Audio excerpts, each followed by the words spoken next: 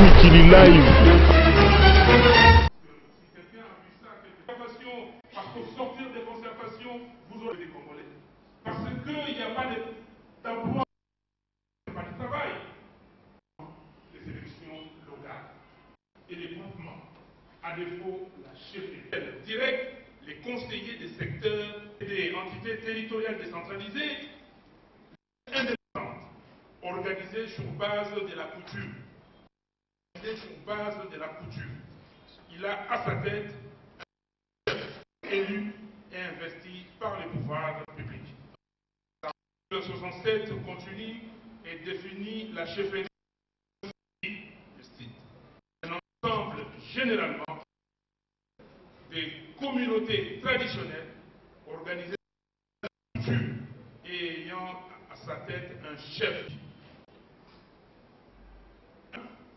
Connaissant nos chefferies, nos sénateurs, même les députés provinciaux, connaissant nos chefferies, est-il possible d'organiser une question en organisant ces élections locales? Dites-moi les gens qui sont à Kinshasa, l'Assemblée provinciale, certaines personnes à s'enrichir.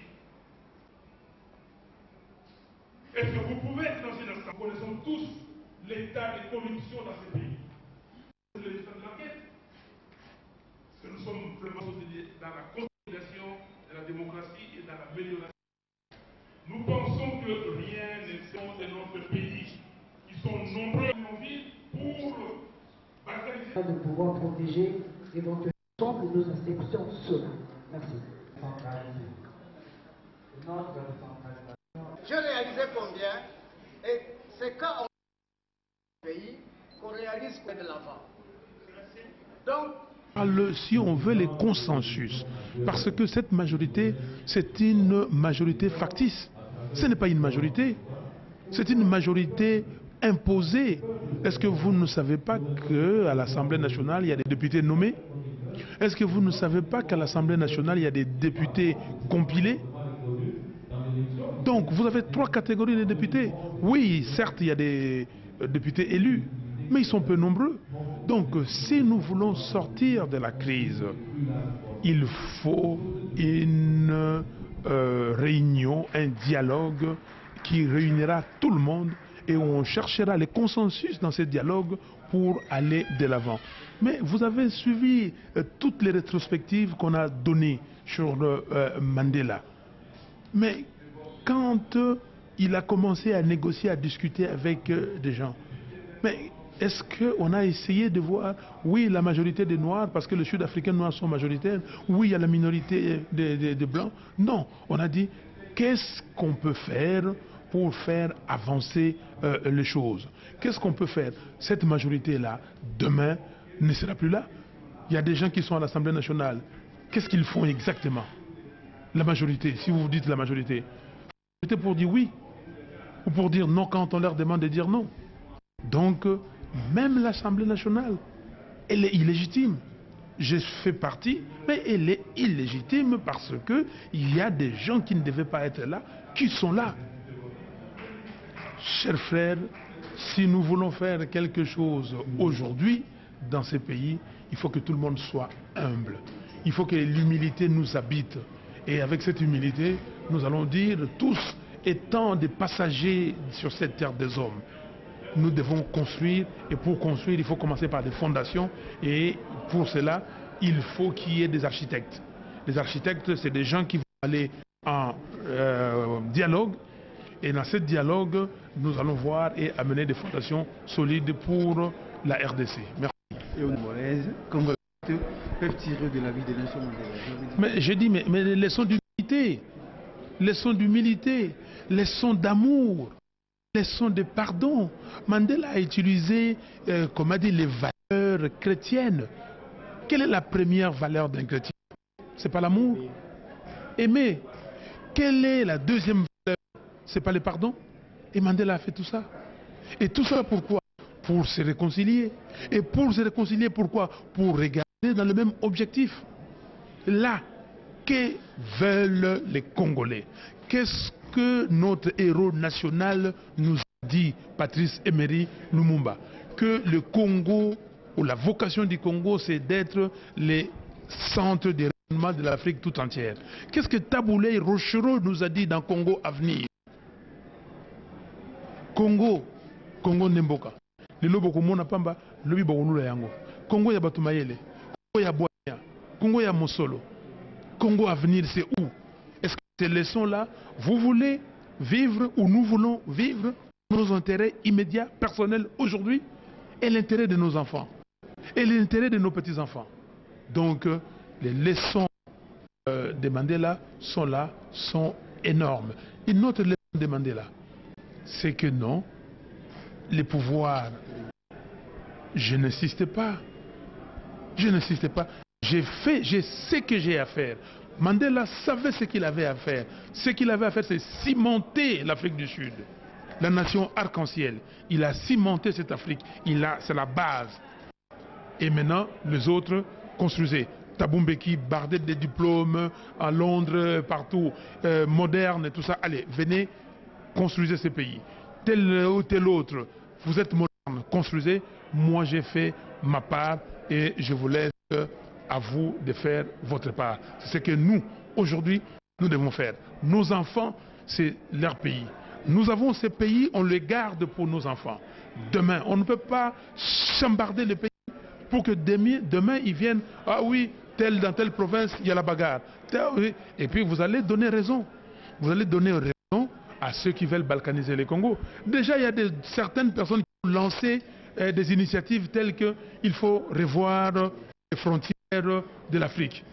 Mais au lieu de se ressaisir, de dire non, ce n'est pas la question à l'ordre du jour, on vous envoie aller regarder comment vous allez contribuer pour dépêcher le Congo. Et vous acceptez. Mais nous, au FAC, nous disons non, on n'acceptera jamais.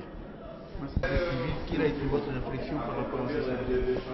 Bien, dans ce séminaire, nous avons pu prendre position par rapport aux initiatives de réformes électorales qui ont été initiées par les chefs de l'État et relayées justement par la CENI. Et nous avons dit qu'il faudrait absolument davantage réfléchir sur la question du mode de scrutin par la proportionnelle et surtout soumettre cette réflexion à toutes les parties prenantes au processus électoral de façon à obtenir le large consensus autour de ces questions. Sinon, il faudrait éviter toutes les contestations dans l'avenir. C'est moi qui vous remercie.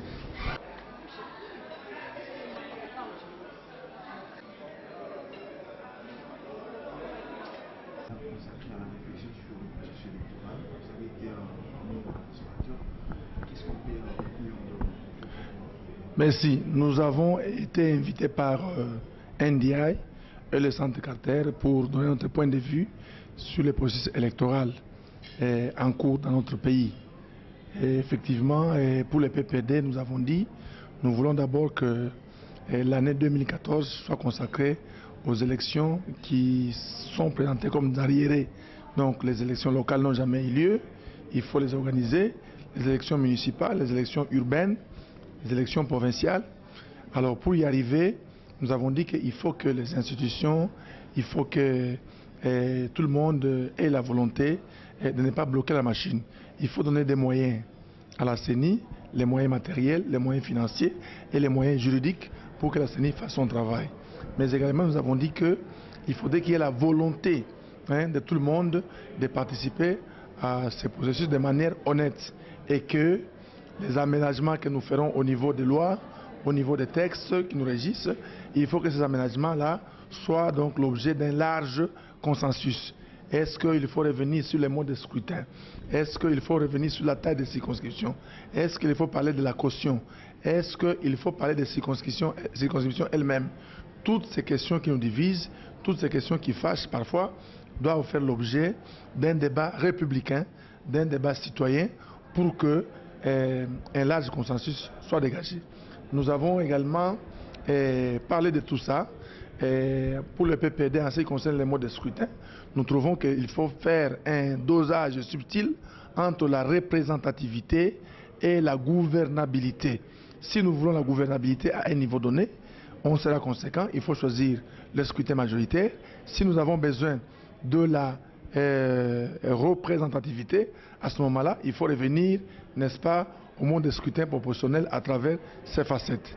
Nous avons également parlé des questions relatives aux femmes. Nous sommes d'accord. Nous allons donc défendre la position du chef de l'État en ce qui concerne un poste qu'il faut donner au niveau des femmes pour les circonscriptions qui ont les sièges supérieurs ou égal à 3. La femme qui sera première, elle va avoir ce dernier siège-là.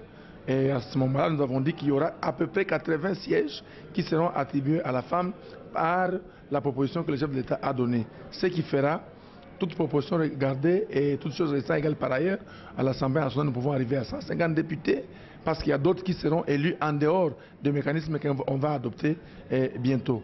Aux assemblées provinciales, c'est la même chose.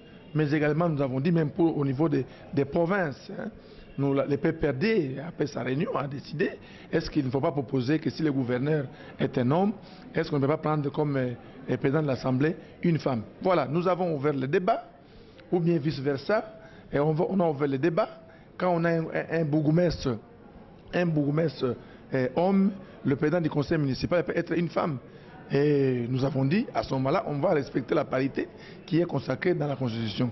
Donc le PPRD a fait des propositions concrètes, le PPD a fait des avancées significatives dans le cadre du processus électoral en cours qui va commencer en 2014 jusque dans les années qui vont venir. Honorable, ces processus a débuté en 2011, fin 2011, avec les élections présidentielles et législatives. Oui. En principe, on devrait poursuivre ces processus avec les élections provinciales. Mais pourquoi on doit débuter aujourd'hui avec les élections locales? Nous avons dit que c'est un débat, ce sont les idées qu'on échange. Vous savez, au niveau de la base, nous n'avons jamais organisé les élections locales, municipales et urbaines. Jamais organisé. Depuis 2006. Nous sommes aujourd'hui en 2013. L'année prochaine, ça sera 7 ans. Mais on a organisé 2 fois les présidentielles, 2 fois les nationales, 1 fois les sénatoriales et 1 fois les provinciales. Or, nous avons une question de la décentralisation. Tout le monde en parle aujourd'hui. Au niveau de la base aujourd'hui, au niveau des ETD, les secteurs, les chefferies, on ne sent pas les retombées de la décentralisation parce que la première chose, c'est que les animateurs de ces entités ne sont pas élus. Ce sont des gens qui sont nommés et pour la majorité des cas, ils n'ont pas de compte à rendre à la population, ils ont des comptes à rendre à ceux qu'ils ont placés. Et ce qui, sur le plan démocratique, ça pose problème. Nous disons donc, comme depuis la conférence nationale souveraine, j'ai même suivi ici un conclave d'un groupe de la majorité qui ont dit qu'il faut commencer les élections par la base. Nous sommes d'accord avec la proposition de la CENI qui veut qu'on peut commencer par les élections locales et immédiatement on passe aux élections provinciales. Au second degré, ça prendra 2 ou 3 semaines. Nous aurons terminé toutes ces élections-là au niveau direct et les élections indirectes.